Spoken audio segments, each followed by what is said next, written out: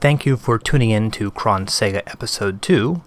Much like our sister series Chrontendo, we're looking at every game released for the Sega Master System in chronological order. Last time we covered the first batch of Sega releases, going up until mid-1986. Now we're starting off with August 1986 and going up to February 1987. One notable thing that happened in June 1986, the Sega Master System was released in the United States. Unlike Nintendo, Sega didn't dilly-dally when it came to getting out a US version of their Mark III. In fact, we'll be seeing the first US-only games released for the Master System, 3 titles that came out in 1986.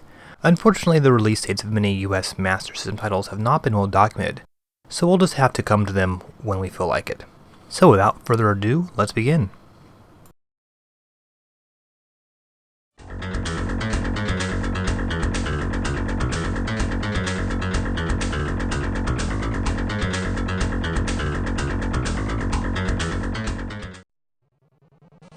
We begin Chrontega Episode 2 and August 1986 with Action Fighter, and hell, that was a pretty cool animated title screen. In Action Fighter, you were some sort of secret agent engaging acts of military sabotage. I love the fact that when you receive your orders from the President, they are actually important enough to be signed by the President himself, but he doesn't sign his name, just the word President. Now, as the game launches, your first thought will be, hey, this looks sort of like Spy Hunter, only on a motorcycle. And yes, Action Fighter is more or less than an enhanced clone of Spy Hunter. Now, this game was also released in arcades in 1986. Note that Sega is putting out very recent games out on the Mark III. The selling point of the arcade version is that it's a Spy Hunter but with different sorts of vehicles. You start off on a motorcycle, can be switched to other modes of transport. But really, how much secret agent work is done on a jet ski? Now, the arcade game was pretty cool and had some rockin' music. The Mark III port, however, leaves a bit to be desired. The music takes a pretty serious hit, for example. Let's take a listen in just a moment.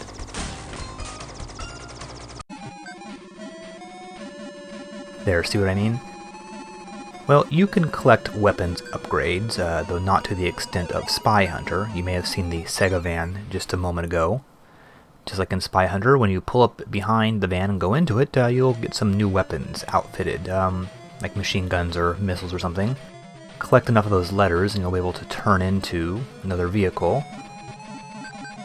One rather bizarre thing about this game is that there's quite a few ambulances on the road, and you can actually get points for shooting them. I guess the President obviously doesn't mind if there's a little collateral damage on this mission. Maybe in later missions you'll be killing journalists and Red Cross workers.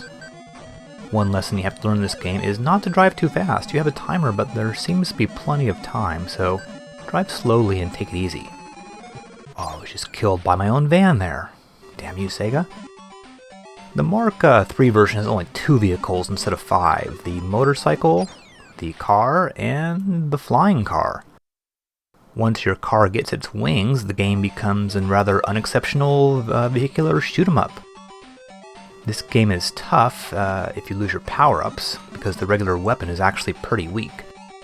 Now, eventually you go through a few screens of this sort of Xevious-like vertical shoot-'em-up here, and you'll reach the boss. In the first level, it's 3 submarines that keep submerging, and then you're on to the next mission. There's 5 missions altogether. So while this is not really a bad beginning for this episode, it's hardly an exceptional game. Hopefully we'll see some more interesting titles later this episode.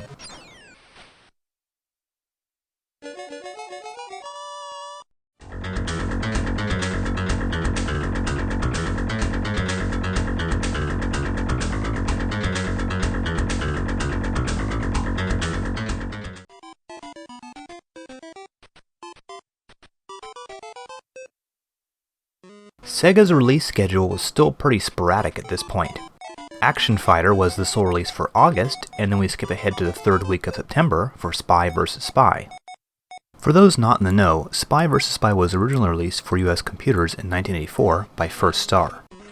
The strange thing is, Kemco had released a port for the Famicom in April of 1986, thus making Spy vs. Spy, along with Choplifter, one of the first titles to be released on both Nintendo's and Sega systems. Because of Nintendo's policy, that Famicom releases be exclusive to that system, we won't see this happen very often. In this case, First Star and Broderbund, who released the original version of Choplifter, weren't Nintendo contractees because they weren't releasing these games themselves. Sega apparently did their own development on ports for these titles. 1987 will actually see the first chinks in Nintendo's armor of exclusivity appear, and eventually Sega will get tons of third-party developers and publishers in their corner. But in the meantime, don't expect to see a whole lot of games coming out on both systems. So what about the game itself? Well, it's pretty similar to the Famicom version. You might remember the Cold War-themed Spy vs. Spy cartoons from Mad Magazine. You play as either the black or the white spy. Here I'm the white spy, against either the computer or another player. You're looking for various objects, secret plans, a passport, etc. in the miscellaneous hiding places, behind pictures and so on. You can also plant traps in those same hiding places. That's what the thing on the right is for. It's called the Trapulator, and you can select the bombs or buckets of water or whatever in an attempt to kill your opponent. Now once you've gotten everything, you go to the airport and fly away. There are several different levels, each one bigger and more complex than the previous one. While I guess this is a unique and clever idea, I never really cared for it myself. Both this and the Famicom version are pretty ugly. Perhaps Sega's version is slightly better looking, or at least has brighter colors. Fans of the Spy vs. Spy games, and they're certainly out there, may get sort of a nostalgic kick from this, but for everyone else it will seem like a pretty minor title for the Mark III.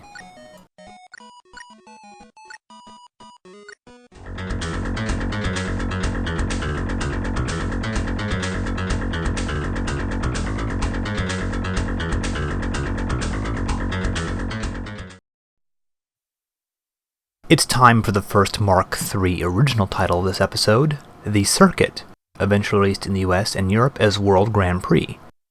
And as you have undoubtedly guessed, The Circuit is a racing game. A Formula 1 racing game to be exact. F1 racing being quite popular all over the world except the United States, where stock car racing has a far bigger audience. And if The Circuit feels sort of familiar, well, it's basically just Hang On 4 wheels, or maybe it's an updated clone of Pole Position. However, how come in all racing games all the other cars start off going much faster than you? That's really not fair. Oh, and one thing about this video, because the frame rate doesn't quite match up with the frame rate of the actual game itself, some of these striped lines running down the road will look a little bit weird, not seem to be moving very quickly or standing still or something like that. And the circuit has you racing against a timer, finishing a course quickly enough without to move on to the next course. You have 2 gears, high and low up there, and your main concern is just avoiding the other cars. However, your fellow racers don't drive very carefully. In fact, they all seem to have sort of a death wish. Cars frequently change lanes directly in front of you while you're trying to pass them, and you often find yourself zigzagging around cars while passing. Like a lot of racers of this era, the circuit does have you travel through a variety of backgrounds. Nothing too exciting, but it does help differentiate between the tracks. However, the one thing that sets the circuit apart is RPG elements. That's right, in the circuit you can buy stuff for your car. That's de rigueur in racing games nowadays, but not so common in 1986. You can upgrade your acceleration, handling, and engine speed. Depending on how quickly you finish a race, you will win points. Between rounds, you will have the opportunity to spend the points on those various upgrades. This all seems very vaguely similar to the power-ups in Fantasy Zone. As you can see, I have the better acceleration equipped in this race. The bad news, the parts only last one race, so don't think you'll end up with like a super pimped out car or anything like that.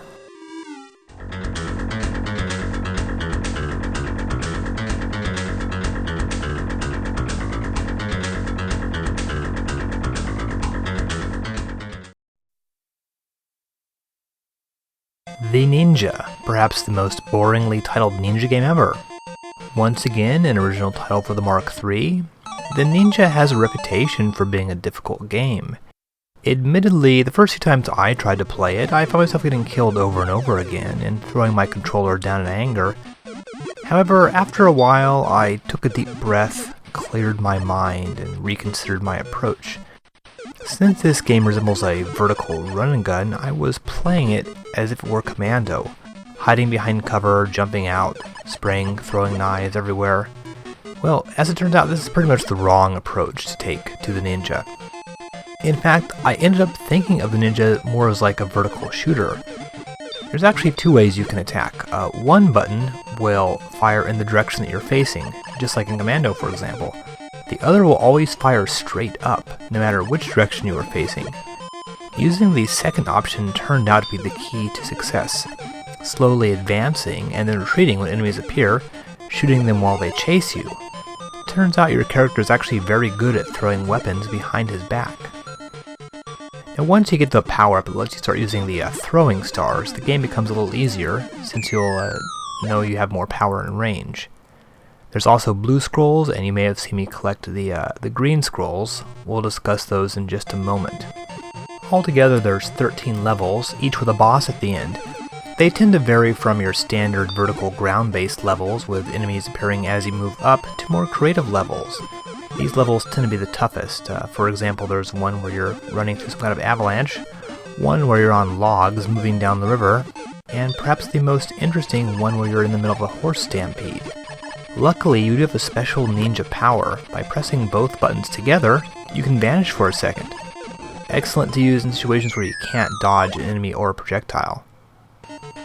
In this level, you have to climb up the side of a wall to the castle where the main boss lives.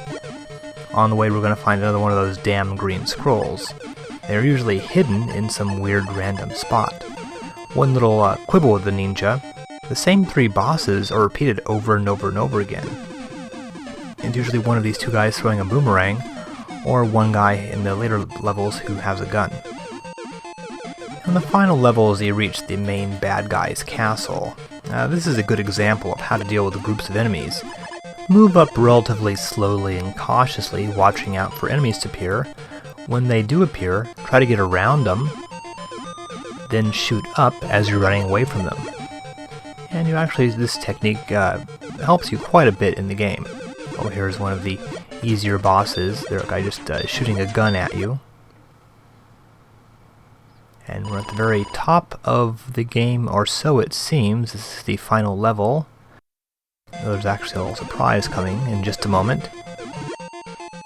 So once you kind of get the hang of it, the Ninja's certainly not a hard game. Though there is one big frustration you will find, is that once you get all the way to the end of this level, you get a little message saying, "Hey, you didn't collect all the green scrolls. You have to go back, repeat the game, and find the rest of the missing scrolls." Which, as I mentioned, they're pretty well hidden. So in this case, it sticks me all the way back to like level 4 or something like that, and then I have to go find all those green skulls I didn't find earlier. Well, I guess no game is perfect, but this one is actually not bad for the most part, other than that rather ridiculous ending. I haven't seen the real ending yet, I will admit, but maybe one of these days.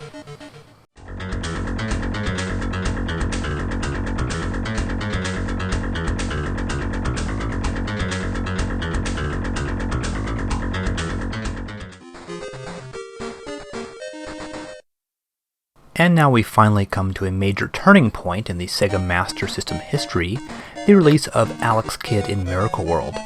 Alex Kidd is probably the second most well-regarded game for the Master System, and in my opinion, really the first game that could compare to the kind of stuff being released on the Famicom. As you can see, Alex Kidd is a scrolling platformer, a genre that exploded onto home consoles in 1985 with the release of Super Mario Bros. This is the second Alex Kidd game, the first being this arcade title released earlier in 1986, Alex Kidd The Lost Stars. The Lost Stars was clearly Mario-inspired. As a run-and-jump platformers go, it's pretty standard. Sega was just starting to get into the scrolling platformer genre. A similar title, Wonder Boy, was released the same year, and we'll be seeing plenty of Wonder Boy in the future. Now for Alex Kidd in Miracle World, Sega greatly expanded on the gameplay of Lost Stars. For one, Alex is no longer a helpless toddler. He's now a full-fledged martial artist capable of killing enemies and smashing blocks with his bare fist, using a technique that was bizarrely named Shellcore. And for some reason this results in him sort of getting giant fists with which to destroy enemies and smash rocks. If Alex obtained a special ring, he could then throw sort of like fireballs. In keeping with recent developments in video gaming, RPG elements were added in, such as this shop here. Alex can now collect equipment and special items, find money, purchase things in shops, and there are vehicles such as this motorcycle that Alex can ride. This thing will allow you to plow through enemies and rocks, so there are these little red spheres that can knock you off the bike. It's actually quite similar to the skateboard in Wonder Boy. We're about to come up to one of the game's first bosses, a guy named Stonehead. One of the quite odd themes in Alex Kidd Miracle World is the rock, paper, scissors theme. The main boss is named Janken, which is what the game of rock, paper, scissors is called in Japan. And each of his cronies challenges you to a game. And this is really one of the more irritating factors in Alex Kidd because, well, a certain amount of luck is required to defeat the bosses. These early bosses return later in the game, where they not only you have to defeat them at rock, paper, scissors, but then fight them in like a more normal boss-style fashion. One of the nice things about Alex Kidd is there's a lot of variation in the levels. Each one is different, and you've got a Ghosts and Goblins style map between levels to show you your progress. The game begins on a vertical level. Recall that Metroid, the game that really sort of put vertical and horizontal scrolling together, had only been released a few months ago. Throughout the game there are vertical and horizontal levels, underwater levels, levels in the air, castle levels, and so on. Here's one of the several Mario-esque underwater sections, and a nice looking octopus there. Controlling your player underwater is actually quite a bit trickier than in Super Mario Bros. And then more towards the end of the game, there's actually 2 castles, and these things are much bigger and more complicated than King Koopa's castle in Mario Bros. These sections require some pretty tricky platforming and jumping. In fact, these levels almost seem like a prototype for the Mega Man games. One negative comment about Alex Kidd, the controls. Your character can be hard to control, and rather sadistically, the game puts you in several situations where very precise control is required. A lot of great games have those annoying platform sequences that really make you hate the game, and Alex Kidd is certainly no exception. Here, for example, you have to move your little helicopter through all those red balloons. Hitting one will cause your helicopter to be destroyed for some reason. And you have to keep pushing the button in order to get your helicopter to go up. It's kind of like swimming in Super Mario. Actually, navigating through these things is really hard, and your vehicle has momentum, so it's hard to stop it. Now this last main level really takes things into a platform hell. This level is huge and maze-like, lots of spot-on jumping is required, and this would not be a problem if everything weren't so slippery. Alex moves like he's on a wax floor, so sliding off platforms is a constant worry. This is a very coolly designed level, and would be fantastic if only the controls were a little tighter. And for me, the single most hateful moment in the game is right here. You have to swim through some tight spike-filled passages. And seriously, this is like trying to thread a needle during an earthquake. It took me many tries to get through this one screen. I seriously wonder how many people gave up and never saw the end of this game. Should you miraculously get to the end of the level, you'll face the main boss, Janken himself. As far as bosses go, those in Alex Kidd are not too tough. They usually have some very simple technique by which they can be defeated. With Janken, all you have to do is stand real close and his projectiles will fly over your head, then you can jump up and hit him in the face. Sort of a lame final boss, actually. However, once you've defeated him, and found this little Princess Peach-like lady, the game is not over. Oh, you still have to find a crown. There is this odd little final level, which is very short, but seriously irritating. After using the globes that you've collected to enter the final room, you'll need to step on these floor plates in a certain order.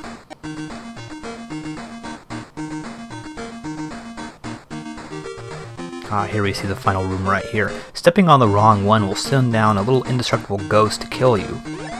So this last part is really all trial and error. To put the player through something like this after getting 95% of the way through the game is pretty evil, and sort of ends the game on a sour note. Once you've somehow managed to figure out the correct sequence, the crown will appear, you can grab it, and you finish the game.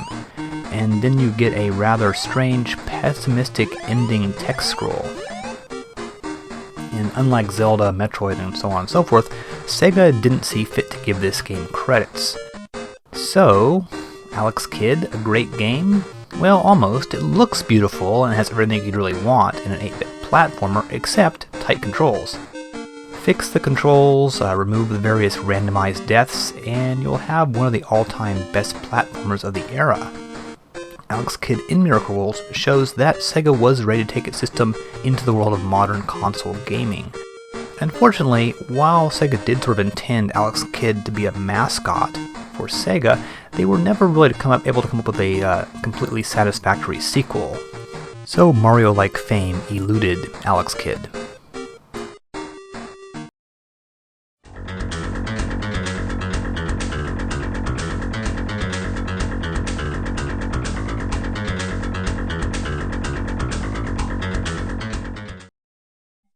Well, this next game is a bit of a disappointment after Alex Kidd, to say the least. The last of 3 games released in November 1986 is known in Japan as Ashura. As the game loads up, we'll see it's a straightforward clone of Capcom's Commando and SNK's Ikari.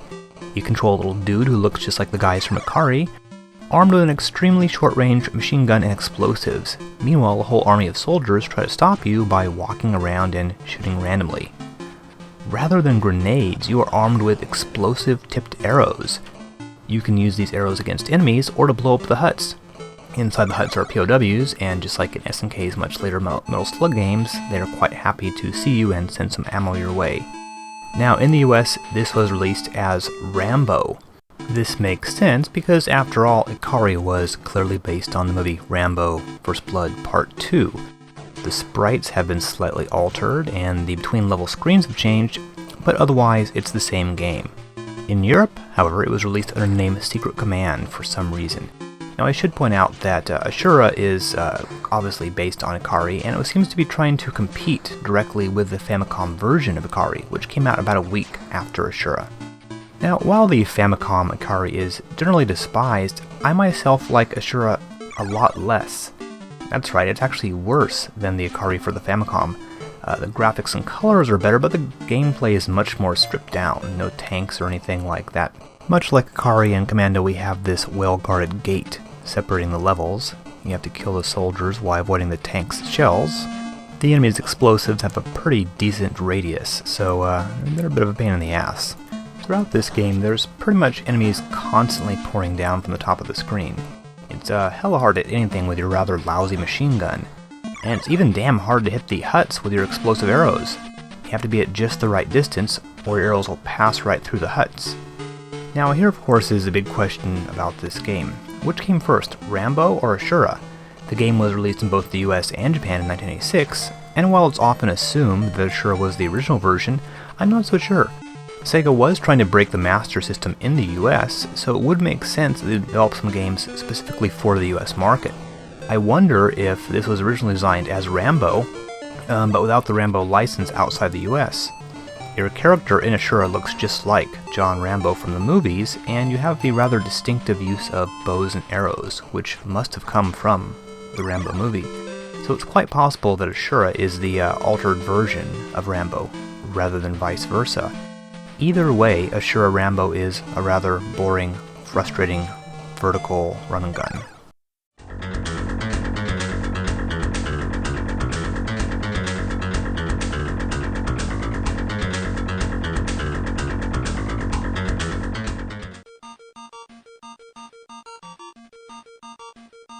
Our last game of November 1986 is Astro Warrior, which is actually the 4th shoot-'em-up for the Mark III so far. Compared to last episode's Fantasy Zone, Astro Warrior seems like a very minor entry in the genre. Sega must have felt the same way because in Europe, they didn't even bother giving it its own separate release, but had it to share a cart with Pit Pot of all things. It was also put on a cart with Hang On at one point. Astro Warrior resembles a lot of shooters of this era. It looks kind of like Star Force or ASO, with a rather generic space station type setting. This game looks a lot better than last year's Satellite 7, but still suffers from unexceptional design and boring enemies. At least it does have bright, crisp colors and nice fire explosions.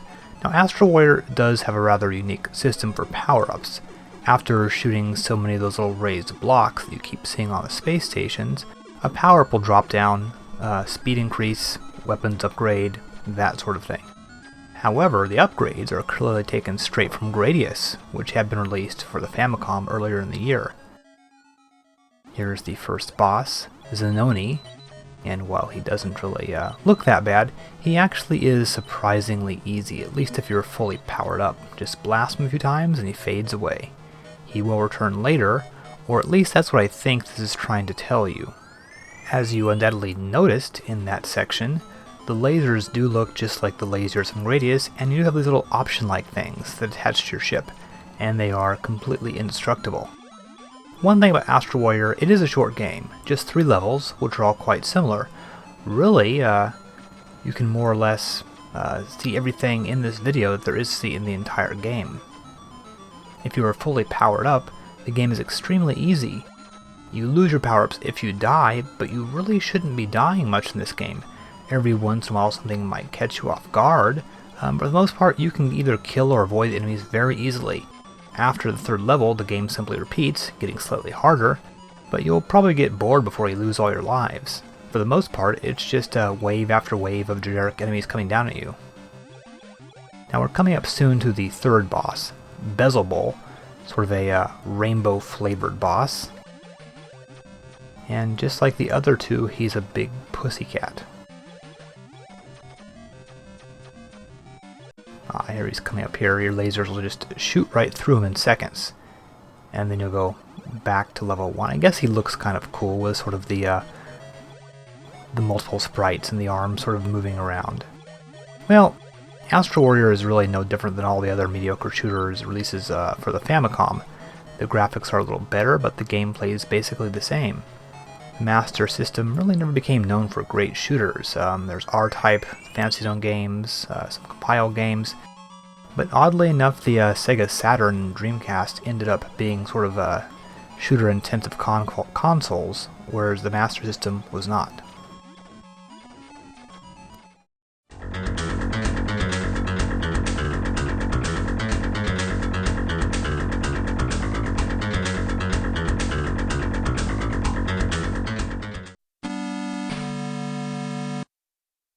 Now it's time to take a look at some US-only releases for the Sega Master System. First up is Choplifter, port of the ancient US computer game, and this actually did have a Japanese release, sort of. It was on the old SG-1000 back in 1985. This is that version. It's modeled very clearly after the original Broderboom game. The idea is simple: fly your Choplifter until you find some POWs, pick them up, and then get them safely back to the base, avoiding enemy fire. Funny how so many video games back then involved rescuing POWs. They were very much in the public consciousness back in the 1980s. However, also in 1985, Sega updated the game and released it as an arcade title. Funny how the title screen makes it look like your copter is firing on a bunch of friendly civilians. The arcade game version featured much more state-of-the-art graphics, more enemies, parallax scrolling, though the core gameplay was still the same. Strangely, Jaleco released a port based on the arcade Choplifter for the Famicom in June 1986 in Japan. Thus, Choplifter became one of the few games from both the Famicom and the Master System. Due to Nintendo's restrictive terms back then, most Famicom games were exclusive to the Famicom. Additionally, it was also released on the Atari 7800 back in 1987, so it was one of the few games to be released on all 3 8-bit systems. Now this Master System port is pretty faithful to the arcade game, much more so than Action Fighter, for example. And, I guess it's not that bad. I've already expressed my opinion about Choplifter back in Chrontendo Episode 9. It seemed pretty impressive when it came out in the early 80s, but it's sort of on the boring side now. I suppose the Master System is a little better than the Famicom release. Unlike Nintendo, Sega began focusing on the US market almost immediately.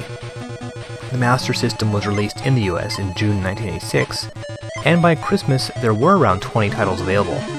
In fact, in 1986, more titles were released in the US than were actually released in Japan that year. Sega began releasing US exclusive titles almost immediately for the Sega Master System. As mentioned earlier, the release dates of a lot of the US titles have not really been preserved, so I don't really know exactly when Choplifter came out, other than sometime in 1986. I assume obviously they were trying to get some titles on the shelves in the US for Christmas time. Obviously, while Sega was trying very hard to compete with Nintendo for the US market, it didn't really work out with them. Both systems were on the shelves in time for Christmas 1986, but Nintendo ended up, of course, kicking Sega's ass.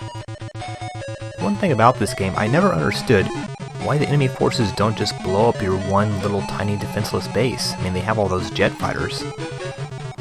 So, to reiterate what I said about the Famicom version of Choplifter, I guess it's not a bad side-scrolling sort of shoot-'em-up type game, kind of in the style of Defender or something like that.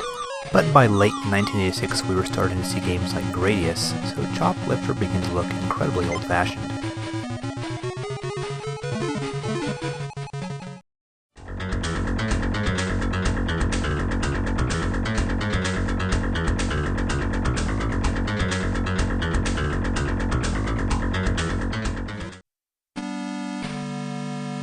And the last Western-only release we'll be taking a look at here is Great Ice Hockey.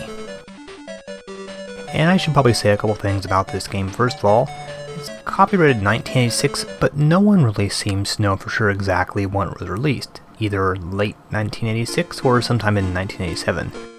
We'll go ahead and stick it into the 1986 category.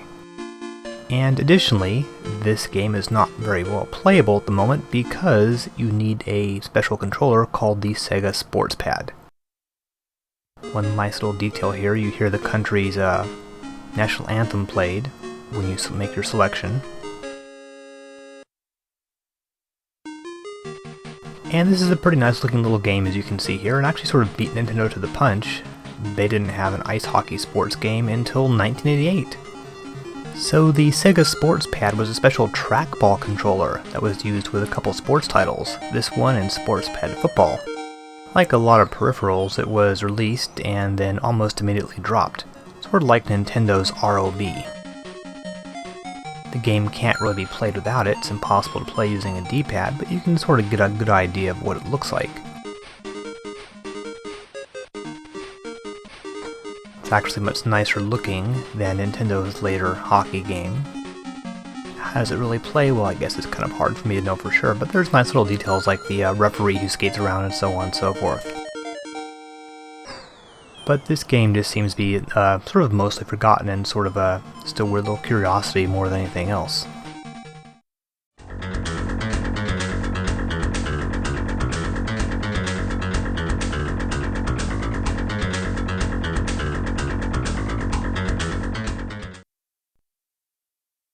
Here's another little curiosity, Marksman shooting and trap shooting, the companion games to the Sega Light Phaser, a light gun accessory that Sega released in the US and Europe. Though what we're actually looking at here is the European version, which added a third game, Safari Hunt.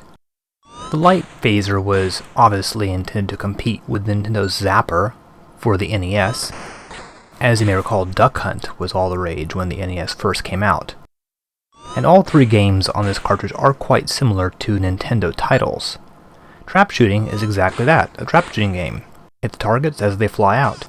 You get points for every hit, and if you've accumulated enough points at the round's end, you'll move on to the next level. Nintendo, of course, had already released a similar game on the Duck Hunt cartridge, though Sega's game takes advantage of the Master System's graphical superiority as a rather pleasant-looking background. Next up is Marksman shooting, where you fire at your sort of typical shooting range targets. This game will remind you of a less interesting version of Hogan's Alley, a launch title for the NES in the United States. While this game is not really too exciting, just like trap shooting, some care has been put into the background. There's all sorts of little details, such as the shadows and the broken pipes lining the walls. You need to hit targets in the chest. A headshot, usually desirable in video games, will not get you any points. The last and most interesting game is the Europe-only Safari Hunt. First of all, what exactly is the story with that weird-looking assistant on the title screen? He's undoubtedly supposed to be some sort of indigenous person, but completely unidentifiable ethnicity. And the game itself, geez, you certainly are a very picky hunter. You'll blast anything that moves. Ducks, fish, rabbits, and most animals have a rather humorous death. You'll need to earn enough points before you run out of ammo in order to pass the level. Some animals are harder to kill and may require multiple hits. On the next level, there's the bear, for example, that must be shot so that he stands up, and then you have to shoot him again in the chest. In the level after this one, you'll even hunt spiders and monkeys, so you're not exactly a big game hunter. Once you've completed the game, a message suggests that you get a real gun and start shooting things in the real world. Oh yes, here's the jungle level. I mean, shooting at monkeys, jeez. Safari Hunt is definitely the most challenging of 3 games here, and I do like the bright, cartoony graphics. For a really simple light gun game, it's actually not that bad.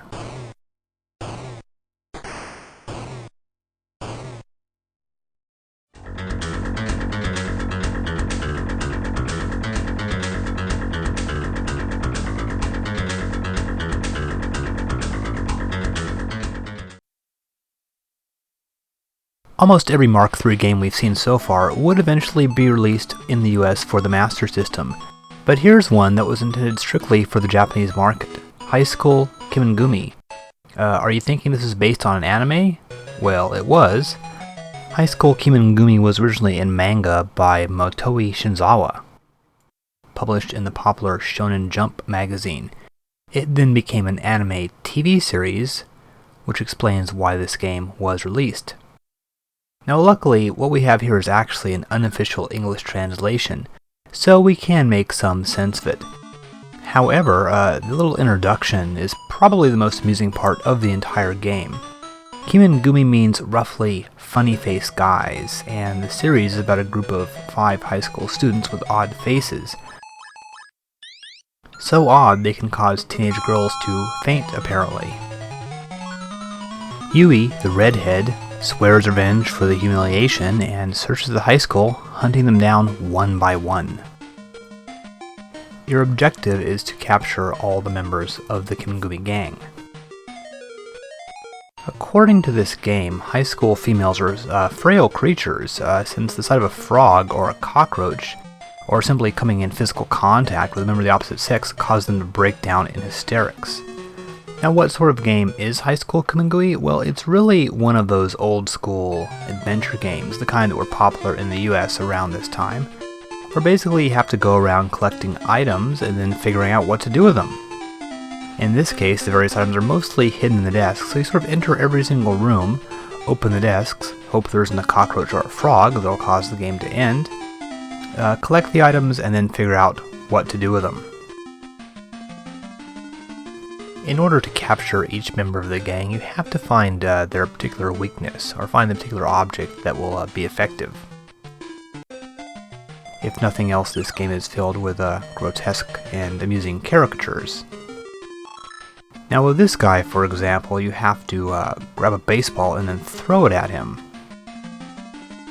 This will result in him being knocked unconscious, and you can go ahead and tie him up. Of course, one of the very first items you have to find is the rope, which is, of course, like everything else, hidden in a desk. Like many adventure games, death is pretty frequent, and often comes simply by exploring the environment. For example, if a desk has a frog hidden inside, opening the desk will cause the frog to jump out on you, and instant death. Now, High School Kimengumi is pretty nice looking, and it actually is pretty appealingly bright and cartoony. But it does have that sort of keep trying different things until you just happen to find the solution style gameplay, common to older adventure games. Oh, there your friend just sort of kicks him out of existence.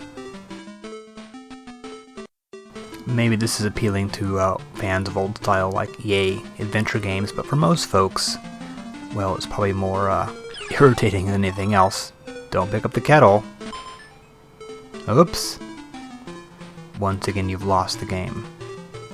So, this is certainly not a bad game. If you're not a fan of the series, it probably doesn't make much sense to you, but it's certainly worth checking out as being one of the earlier Japanese graphical adventure games.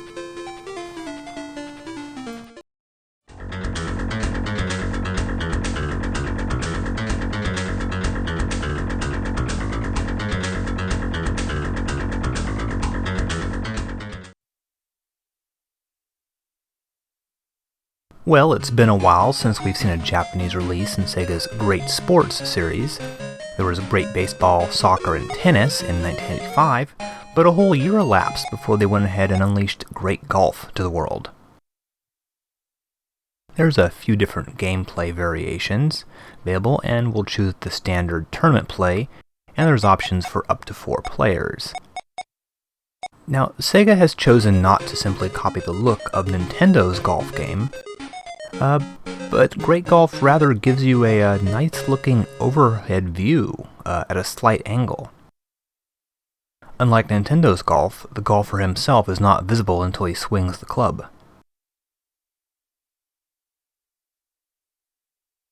Now, while this doesn't really look like Nintendo's golf, it does play an awful lot like it. The gameplay mechanisms are very simple and pretty standard. You select your club with the D-pad, then choose the direction you want to hit the ball in.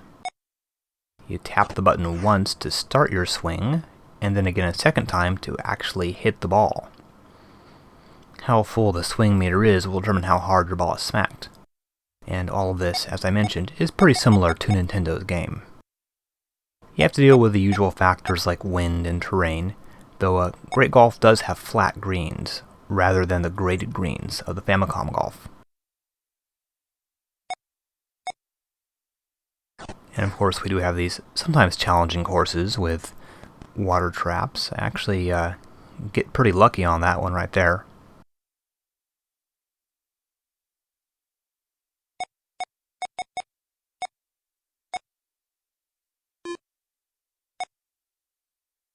I'll choose one of the smaller irons there because I'm just trying to hit the ball very short distance. And there's a nice little bit of English there. Nice on. So, Great Golf is a decent little title. I actually do like the overhead view of the course as opposed to Nintendo's behind the golfer view in their golf games. And unlike Sega's earlier great sports games, there really isn't anything very irritating about Great Golf. Still, it must have been lacking something since it wasn't released in the US.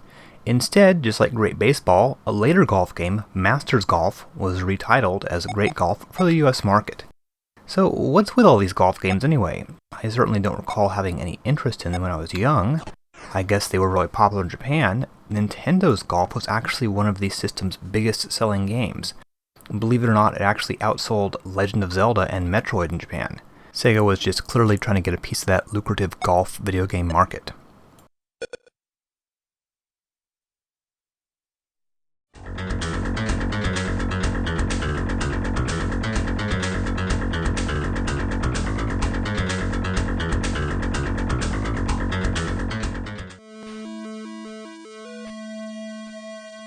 We will close out in 1986 for the Mark III with Space Harrier.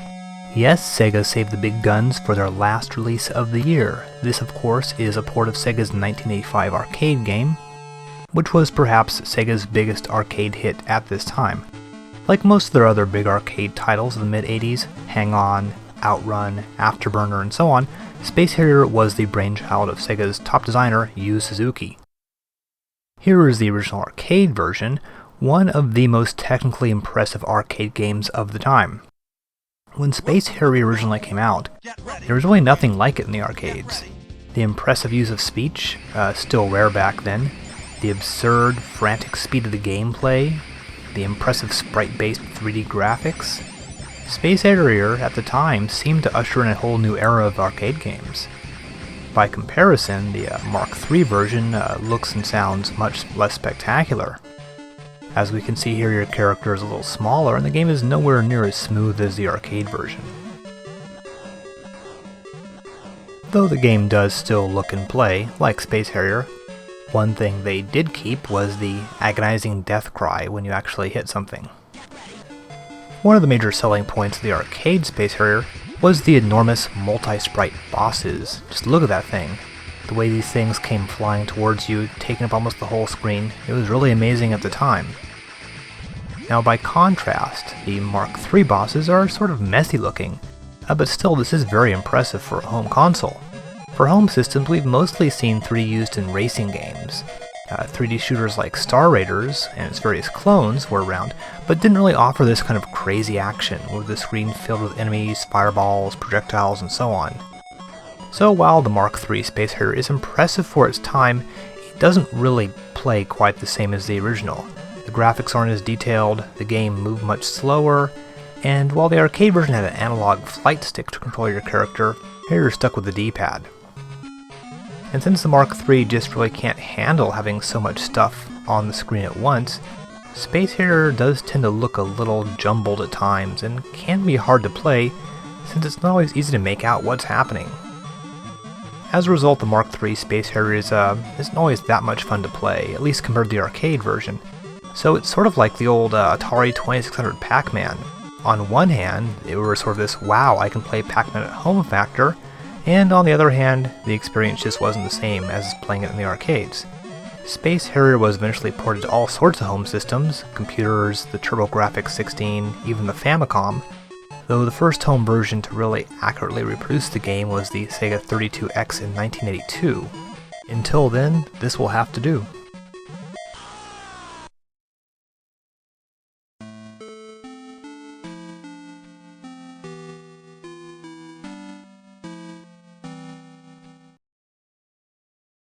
Some interesting things will happen with the Master System in 1987, including the release of probably the most popular title, at least nowadays, for the system.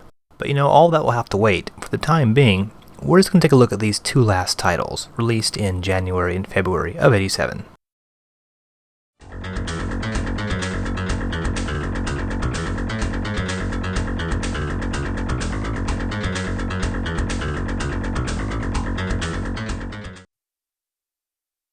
Good lord. So here we are now in 1987, fresh new year, and what does Sega unleash onto the public? How about Quartet, a port of their 1986 arcade game? Now the arcade Quartet seen here was sort of a Gauntlet-inspired game, which allowed for 4 players at once. It also had some nice synthesized speech in the intro. Now while I don't think Quartet was nearly as popular in arcades as the Atari title, at least in the United States, it may have been because the rather cool dungeon crawling action had been replaced by sort of your typical less than inspired side-scrolling and platforming and shooting. Now as I mentioned, Quartet was for 4 players. For the Mark III version, only 2 people could play at once, so in Japan, the game was released as Double Target, Cynthia no Namuri. In the US, it was released simply as Quartet, thus undoubtedly causing some disappointment at the reduction number of players. Now, a few things have been changed between the Japanese and US versions. For example, your character looks quite a bit different, seems much older in the US version, obviously sort of little girl in the Japanese one, and some of the platforms have actually been made easier in the US version. If you go back a second, you'll see some of the very skinny platforms are replaced by much wider ones for the US release. This is the Japanese version that we're looking at here. Now, the Mark III port of Quartet has been substantially reworked from the arcade version. The typical soft colors of Sega's platform games there have all been replaced with the much brighter palette of the Mark III. Now, aside from all this, the main problem with Quartet is just that it's not very good. It really is the simplest side-scrolling game imaginable. Jump on platforms, shoot the endlessly spawning monsters, get a few power-ups like the jetpack, which makes the game much more enjoyable to play. Well, not really good, but not nearly as irritating as you have to jump everywhere. Find the boss, move on to the next level. I think you actually have to grab a key in order to get out of each level. Despite the pretty graphics, this is not really better than your typical Jaleco or Bandai game for the Famicom. This is definitely not top-shelf Sega. Despite being designed by the Sega Development Division 3, who were responsible for most of Sega's big hit titles like Altered Beast and Phantasy Star and so on, this game doesn't really seem like, one of the best things they put out. Here's a rather annoying little section right here where you sort of shoot through all these little bubbles to go forward. So it's sort of a jump and shoot, so on and so forth. And we have sometimes heard of the American releases of games being made easier, but I don't really know that the original Japanese version, Cynthia no Namuri, Double Target, really needed to be any easier. It's actually pretty simple. The platforming is really easy because unlike Alex Kidd, every surface is not completely covered with Astro Glide, and you can actually jump on the small platforms quite easily. The bosses are mostly uninspired and a little boring. This guy here is probably the best one I've seen. Simply, it's a basic shoot and dodge pattern will usually work. one of the annoying things, every time you get hit, and you can take quite a few hits, you lose your jetpack. Sometimes if you lose it, like on a place where an enemy spawns, you'll sort of be hit, fall, jump up, get the jetpack, get hit again, and so on ad infinitum. So the bottom line, Quartet is just sort of a boring game.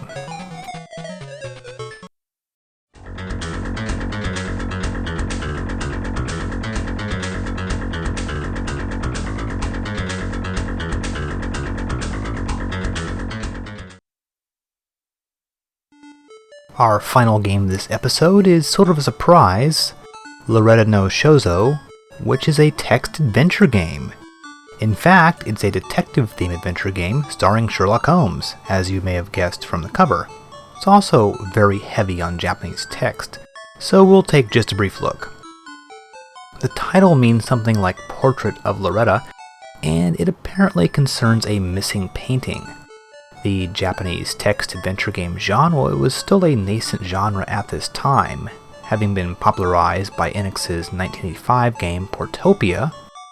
Portopia was ported to the Famicom, and that version adopted a menu-based control scheme, which would become standard on console adventure games.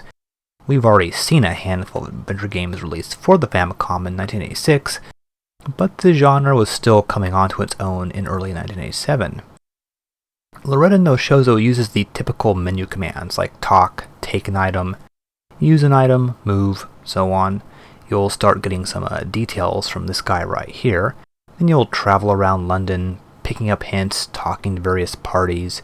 It seems very similar to Portopia, only you don't have the first-person view. Later in the game there's even a maze section, just like that in the Enix title. Portopia apparently sold quite well, so we would expect other publishers to release similar games. However, this is an unusual direction for Sega.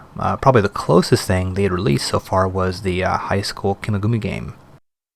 Graphically, this game doesn't really appear to be anything special, and looks about the same as your typical Commodore 64 or Famicom adventure game, and there's almost no music in it, just a few sound effects here and there. As we saw a second ago, you sort of get around town by going to a map screen. Here I've come to the art gallery, talking to the guy about the missing painting.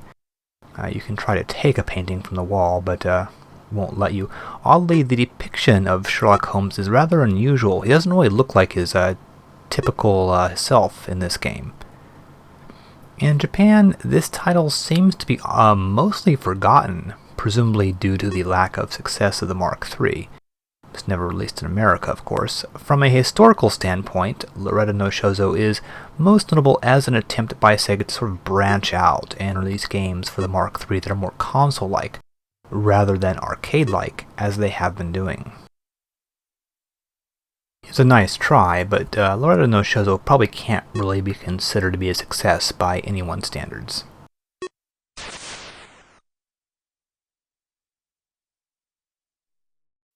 Well, that's it. We're done for this episode. Next up, we'll actually have a few more episodes of Chrontendo, and then we'll have the third episode of Chrontega, which will cover, I suppose, spring of 1987. Until then, see you next time.